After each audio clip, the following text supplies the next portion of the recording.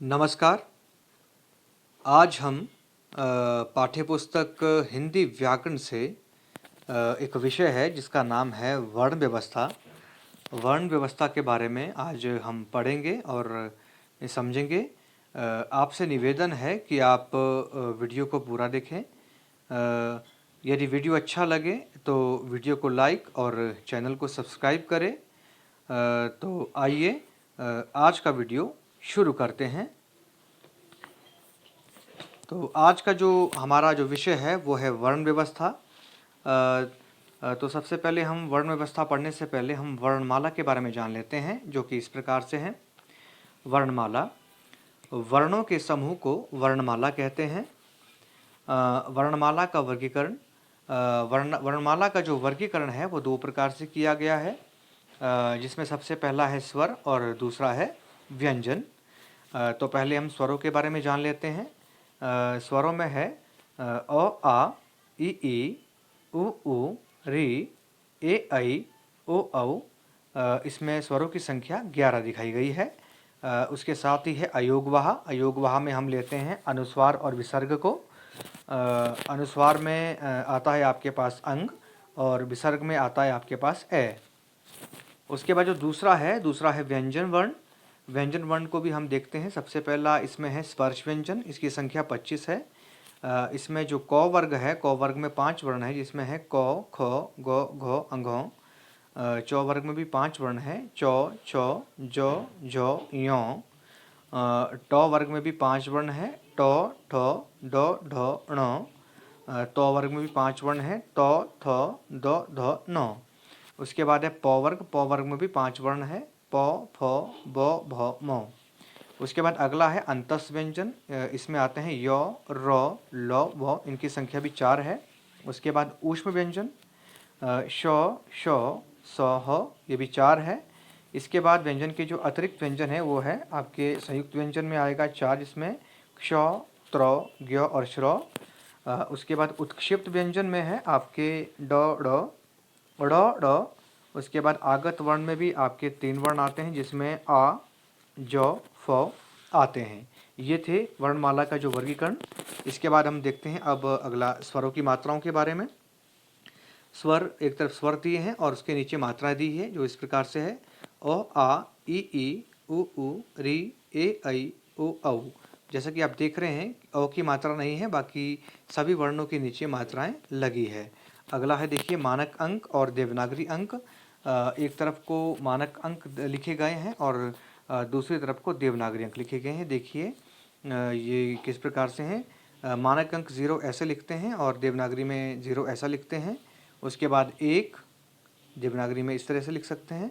उसके बाद 2, फिर 3, फिर 4, फिर 5, उसके बाद 6, उसके बाद 7, फिर 8, फिर 9। तो जैसा आपने देखा इसे एक तरफ को मानक अंक लिखे गए हैं, एक तरफ को देवनागरी अंक लिखे गए हैं। तो मानक अंक लिखने का तरीका अलग है और देवनागरी जो अंक है उसको लिखने का तरीका अलग है। अब इसके बाद हम देखते हैं वर्ण के बारे में। पहले हम वर्ण की जो डायग्राम है इसको समझते हैं, जिसमें सबसे पहला देखते हैं कि पहले वर्ण के 2 भेद दिखाए हैं। एक तरफ को स्वर दिखाया है, दूसरी तरफ को व्यंजन। पहले स्वर के बारे में देखते हैं। मात्रा के आधार पर स्वरों के भेद। इसमें पहले स्वर के पहले मात्रा के आधार पे इसके भेद दिखाए हैं। वो है आपके मात्रा के आधार पे स्वरों के 3 भेद दिखाए हैं। एक तरफ को है ह्रस्व स्वर, फिर है दीर्घ स्वर, फिर है प्लुत स्वर। उसके बाद दूसरा है उच्चारण के आधार पर स्वरों के भेद। उच्चारण के आधार पे स्वरों के 2 भेद दिखाए हैं, निर्नुनासिक, अनुनासिक। उसके बाद व्यंजन वर्ण है। व्यंजन को भी 2 भागों में बांटा गया है। पहले व्यंजन के मुख्य रूप से भेद देख लेते हैं। इसमें है स्पर्श व्यंजन, अंतस व्यंजन और ऊष्म व्यंजन। उसके बाद व्यंजन के जो अन्य भेद है उसमें भी 3 भेद दिखाए गए हैं। पहला है संयुक्त व्यंजन, उसके बाद आगत वर्ण है, उसके बाद है उत्क्षिप्त आपका वर्ण। अब हम वर्ण व्यवस्था के बारे में ढंग से देख लेते हैं। वर्ण में पहले वर्ण की परिभाषा के बारे में देखते हैं। भाषा की वह छोटी से छोटी ध्वनि जिसके टुकड़े ना हो उसे वर्ण कहते हैं, या भाषा की सबसे छोटी इकाई वर्ण है। जैसे अ, इ, उ, ए, क, च, ट, त, प इत्यादि। इसके बाद अगला बिंदु है वर्ण के भेद। वर्ण के दो भेद हैं, पहला है स्वर, दूसरा है व्यंजन। तो पहले हम स्वर की परिभाषा देख लेते हैं। जिन वर्णों को दूसरे वर्ण की सहायता से नहीं बोला जाता है उसे स्वर कहते हैं, जैसे अ, आ, इ, उ, री, ए, ऐ, ओ, औ इत्यादि। अगला बिंदु है स्वर के भेद। इसमें लिखा है कि स्वर को हमने दो प्रकार से बांटा है। पहला है मात्रा के आधार पर स्वरों के भेद, जो कि 3 है। दूसरा है उच्चारण के आधार पर स्वरों के भेद, ये 2 है। इसके बाद अब देखते हैं मात्रा के आधार पर स्वरों के भेदों के बारे में। मात्रा के आधार पर स्वरों के 3 भेद होते हैं, जिसमें पहला है ह्रस्व स्वर। इसकी परिभाषा है एक मात्रा वाले स्वर को ह्रस्व स्वर कहते हैं, जैसे अ, इ, उ, री इत्यादि। दूसरा है दीर्घ स्वर। दो मात्रा वाले स्वर को दीर्घ स्वर कहते हैं, जैसे आ, इ, उ, ए, ऐ, ओ, औ इत्यादि। उसके बाद जो तीसरा है वो है प्लुत स्वर। 3 मात्रा वाले स्वर को प्लुत स्वर कहते हैं, जैसे हे राम या ओम इत्यादि। प्लुत स्वर को प्रकट करने के लिए 3 अंक लगाया जाता है या दर्शाया जाता है। इसके बाद देखते हैं नंबर 2 है उच्चारण के आधार पर स्वरों के भेद। इनके 3 भेद बताए गए हैं, 2 भेद बताए गए हैं। पहला है निर्नुनासिक। इसकी परिभाषा है जब स्वरों का उच्चारण केवल मुख से होता है उसे निर्नुनासिक स्वर कहते हैं, जैसे अ, आ, इ, उ, ए, ऐ, ओ, औ। इसके साथ जैसे आज, उधर, कमल इत्यादि। दूसरा है अनुनासिक। अनुनासिक में इसकी जो परिभाषा है वो इस प्रकार से है, जब स्वरों का उच्चारण केवल नाक और मुख दोनों से होता है उसे अनुनासिक कहते हैं। अनुनासिक स्वरों पर चंद्र बिंदु लगाया जाता है। यदि शिरोरेखा के ऊपर कोई मात्रा लगी होती है तो चंद्र बिंदु के स्थान पर केवल बिंदु लगाया जाता है, जैसे अ, आ, इ, संवार, कहाँ, दांत, सांप इत्यादि। वर्ण का जो अगला भेद है वो है व्यंजन। व्यंजन की परिभाषा है जिन वर्णों को स्वरों की सहायता से बोला जाता है उसे व्यंजन कहते हैं, जैसे क, च, ट, त, प इत्यादि। अगला बिंदु है व्यंजन के भेद। व्यंजन के मुख्य रूप से 3 भेद होते हैं। मुख्य रूप से जो 3 भेद है वो है पहला है स्पर्श व्यंजन, दूसरा है अंतस्थ व्यंजन, तीसरा है ऊष्म व्यंजन। नंबर 2 में व्यंजन के जो अन्य भेद है उसमें है सबसे पहला संयुक्त व्यंजन, दूसरा उत्क्षिप्त व्यंजन, तीसरा है आगत वर्ण। तो पहले हम चर्चा करते हैं व्यंजन के मुख्य भेदों की। ये 3 है। पहला है स्पर्श व्यंजन। इसकी परिभाषा है जिन वर्णों को बोलते समय वायु मुख के किसी न किसी आंतरिक भाग से स्पर्श करे उसे स्पर्श व्यंजन कहते हैं। इसकी संख्या क से म तक 25 है। आगे देखिए, क वर्ग में 5 वर्ण आते हैं, क, ख, ग, घ, अंघ। च वर्ग में भी 5 आते हैं, च, छ, ज, झ, ञ। ट वर्ग में भी 5 वर्ण आते हैं, ट, ठ, ड, ढ, ण। त वर्ग में भी 5 वर्ण आते हैं, त, थ, द, ध, न। प वर्ग में भी 5 वर्ण आते हैं, प, फ, ब, भ, म। व्यंजन का जो मुख्य जो दूसरा भेद है वो है अंतस्थ व्यंजन। इसकी परिभाषा है जिन वर्णों को बोलते समय जीभ मुख के किसी भाग को पूरी तरह नहीं छूती और आवाज़ स्वर की तरह निकलती है उसे अंतस्थ व्यंजन कहते हैं, या जिन व्यंजनों का उच्चारण स्वर और व्यंजन के मध्य होता है उसे अंतस्थ व्यंजन कहा जाता है, जैसे य, र, ल, व। तीसरा भेद है ऊष्म व्यंजन। इसकी परिभाषा है जिन वर्णों का उच्चारण करते समय मुंह से गर्म श्वास निकलता है उसे ऊष्म व्यंजन कहते हैं, जैसे श, श, स, ह। यानी कि ऊष्म व्यंजन की जो संख्या है वो 4 है। इसके बाद देखते हैं हम व्यंजन के अन्य भेद। पहले अभी हमने व्यंजन के मुख्य भेद पढ़े थे, अब अन्य भेद देखते हैं। इसमें पहला है संयुक्त व्यंजन। इसकी परिभाषा है दो व्यंजनों के मेल से बनने वाले वर्ण को संयुक्त व्यंजन कहते हैं। जैसे क्ष, त्र, ज्ञ और श्रो।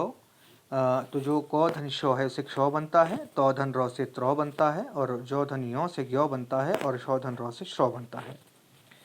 उसके बाद है उत्क्षिप्त व्यंजन, ये दो है, ये ड़ और ढ़। उसके बाद है आगत वर्ण, जिनकी संख्या 3 है, ये है आ, ज, फ। ये विदेशी भाषा से आए हुए वर्ण हैं। अब हम इसके बाद देखते हैं वर्णों का उच्चारण के आधार पर जो वर्गीकरण है उसके बारे में।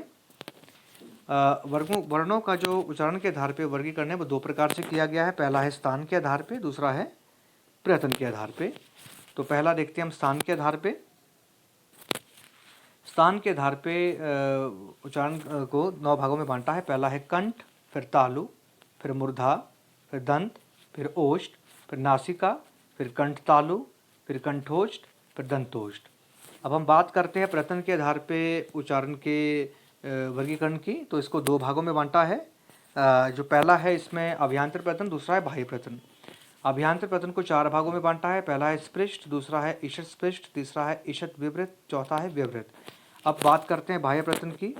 बाह्य प्रयत्न को भी 2 भागों में बांटा है। इसमें पहला है नाद के आधार पे, दूसरा है श्रम के आधार पे। नाद के आधार पे इसके 2 भेद दिखाए हैं। पहला है सघोष, दूसरा है अघोष। उसके बाद बात करते हैं श्रम के आधार पे इसके भेदों की। ये 2 है। इसमें जो पहला है बाह्य प्रयत्न के आधार पे, इसका पहला है अल्प प्राण और दूसरा है महाप्राण। अब हम बात करते हैं वर्णों का उच्चारण के आधार पे वर्गीकरण का, जो कि इस प्रकार से हैं। वर्णों का उच्चारण के आधार पे वर्गीकरण है, इसको हमने 2 प्रकार से बांटा। हमने जैसा कि आपने डायग्राम में भी देखा। इसमें पहला स्थान के आधार पे है, दूसरा प्रयत्न के आधार पे है। तो पहला है स्थान के आधार पे। अब इसकी परिभाषा देखते हैं। मुख के जिस भाग या स्थान से वर्ण बोला जाता है उसे वर्ण का स्थान कहते हैं। तो देखते हैं उच्चारण स्थान को 9 भागों में बांटा गया है। इसमें एक डायग्राम दी गई है जिसमें एक तरफ को क्रम संख्या, एक तरफ को सूत्र, और एक तरफ को वर्ण, और एक तरफ को उसका वर्ण का उच्चारण स्थान दिया गया है। तो सबसे पहला है अकुह विसर्जनीय नामों कंठो, यानी कि जो वर्ण कंठ से बोले जाते हैं उसमें है अ, आ, क वर्ग, ह और ए इत्यादि। दूसरे पे आता है इचु यशा नाम तालु, इसमें ई, बड़ी ई, चौवर्ग, योशो। तीसरा है ऋतु रशा नाम मूर्धा, इससे बोले जाते हैं री, टौ वर्ग के वर्ण, र और षटकोण वाला शो। उसके बाद चौथा है लृ तुलसा नामो दंतो, जो दंत से बोले जाते हैं वर्ण। इसमें आते हैं लो, तो वर्ग और सौ के वर्ण। उसके बाद है उपपद्य नामो ओष्टो, इसमें उ, बड़ा उ, प वर्ग। उसके बाद नासिका, नासिका से जो वर्ण बोले जाते हैं वो है यो, अंगो, यो, ण, न, मो, अंग, यानी कि सभी के सभी जो अनुस्वार है वो सारे वर्ण। इसके बाद है ए दौतो कंठ तालु, ये इससे बोले जाते हैं ए आई। और उसके बाद है ओ दौतो कंठ तालु, इससे बोले जाते हैं ओ औ। और उसके बाद है वकार से दंतोष्ठ, इससे हम व वर्ण को बोलते हैं। तो ये थे स्थान के आधार पे वर्ण। इसके बाद देखते हैं हम प्रयत्न के आधार पे। तो पहले प्रयत्न की परिभाषा देख लेते हैं। जिन वर्णों के उच्चारण में जो प्रयास या यत्न किया जाता है उसे प्रयत्न कहते हैं। प्रयत्न के प्रकार 2 प्रकार हैं इसके। पहला है अभ्यांतर प्रयत्न और दूसरा है बाह्य प्रयत्न।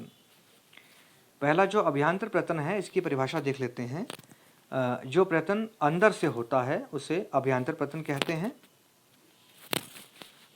जिसमें अभ्यांतर प्रयत्न के भेद है, इसके भेद 4 दिखाए हैं। पहला है स्पृष्ट, दूसरा है ईषत् स्पृष्ट, तीसरा है ईषत् विवृत, चौथा है विवृत। पहला देखते हैं स्पृष्ट। जिन वर्णों का उच्चारण करते समय मुख 2 अंगों का या कंठतालु का स्पर्श करे उसे स्पृष्ट कहते हैं। जिसमें सभी के सभी 25 के 25 स्पर्श व्यंजन आते हैं, क से लेकर मुंह तक। दूसरा है ईषत् स्पृष्ट। जिन वर्णों का उच्चारण करते समय जीवा का थोड़ा सा स्पर्श होता है उसे ईषत् स्पृष्ट कहते हैं। इसमें योरोलोबो यानी कि चारों के चारों अंतस्थ आएंगे। उसके बाद तीसरा है ईषत् विवृत। इसकी परिभाषा है जिन वर्णों का उच्चारण करते समय मुख थोड़ा सा खुलता है इसे उसे ईषत् विवृत कहते हैं। इसमें आता है शौ, शौ, सौ, यानी कि सारे के सारे ऊष्म व्यंजन। चौथा है विवृत, जिन वर्णों का उच्चारण करते समय मुख पूर्ण रूप से खुलता है उसे विवृत कहते हैं, यानी कि इसमें अ से लेकर औ तक के सभी 11 के 11 स्वर आते हैं। इसके बाद प्रयत्न का जो दूसरा भेद है वो है बाह्य प्रयत्न। तो इसकी जो परिभाषा है वो इस प्रकार से है, जो प्रयत्न बाह्य या बाहर से होता है उसे बाह्य प्रयत्न कहते हैं।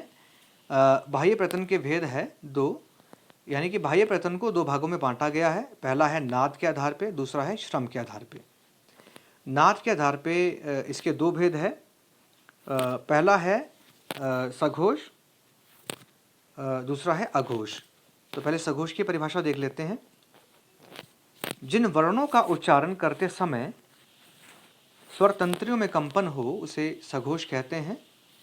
उदाहरण थे जैसे इसमें किसी भी वर्ग का तीसरा, चौथा और पांचवा वर्ण आता है, और साथ ही अंतस्थ के सभी वर्ण, और साथ ही ऊष्म का हो। दूसरा है अघोष, जिन वर्णों का उच्चारण करते समय स्वर तंत्रियों में कंपन ना हो उसे अघोष कहते हैं। उदाहरण थे इसमें किसी भी वर्ग का पहला, दूसरा वर्ण और ऊष्म का शौ, शौ और सौ वर्ण आता है। उसके बाद बाह्य प्रयत्न के जो दूसरा आधार है वो है श्रम के आधार पे। श्रम के आधार पे इसके दो भेद हैं। पहला भेद है अल्प प्राण और जो दूसरा भेद है वो है महाप्राण। तो पहला भेद देखते हैं। अल्प प्राण, जिन वर्णों का उच्चारण करते समय श्वास का कम प्रयोग हो उसे अल्प प्राण कहते हैं। उदाहरण थे इसमें भी वर्ग का पहला, तीसरा, पांचवा वर्ण आता है और अंतस्थ, यौर और लघु आते हैं। दूसरा है महाप्राण। इसकी परिभाषा है जिन वर्णों का उच्चारण करते समय श्वास का अधिक प्रयोग हो उसे महाप्राण कहते हैं। इसमें किसी भी वर्ग का दूसरा, चौथा वर्ण आता है और ऊष्म व्यंजन शौ, शौ, सौ ये चारों के चारों आते हैं। इसके बाद हम अगला बिंदु देखते हैं अक्षर।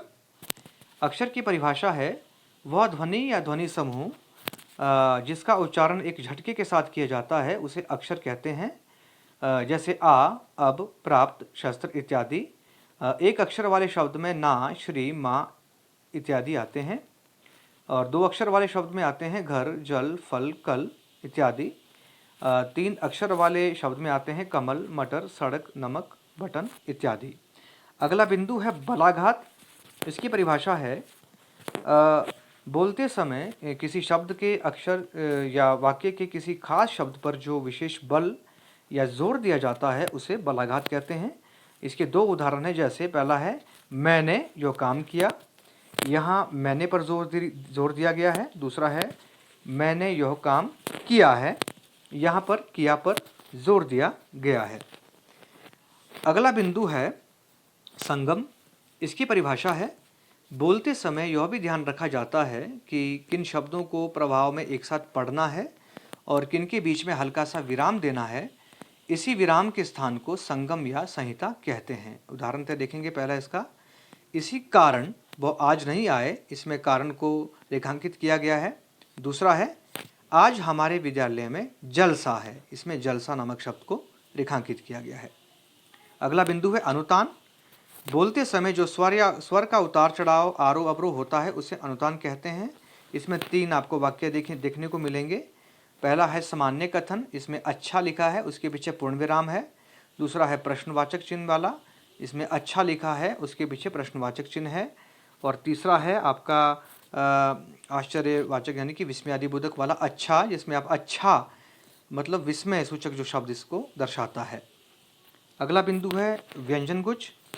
इसका अर्थ है, इसकी जो परिभाषा है वो इस प्रकार से है, जब दो या दो से अधिक व्यंजन लगातार एक साथ आते हैं और उनके बीच कोई स्वर नहीं होता तब उस मेल को व्यंजनगुच्छ कहते हैं। जैसे कि आप इस उदाहरण में देख रहे हैं, क्या में जो कौधन यो दिखाई दे रहा है, अस्त में सौधन तो, और पत्ता में जो तो है तोधन तो को दिखाया गया है।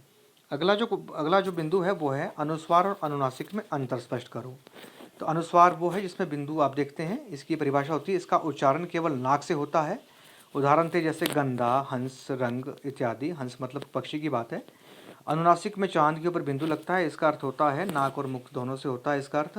इसका उच्चारण उदाहरण थे जैसे हंस मतलब किसी हमारे हंसने के बारे में, गाँव के बारे में, आंख के बारे में। तो ये था आपका वर्ण व्यवस्था का टॉपिक।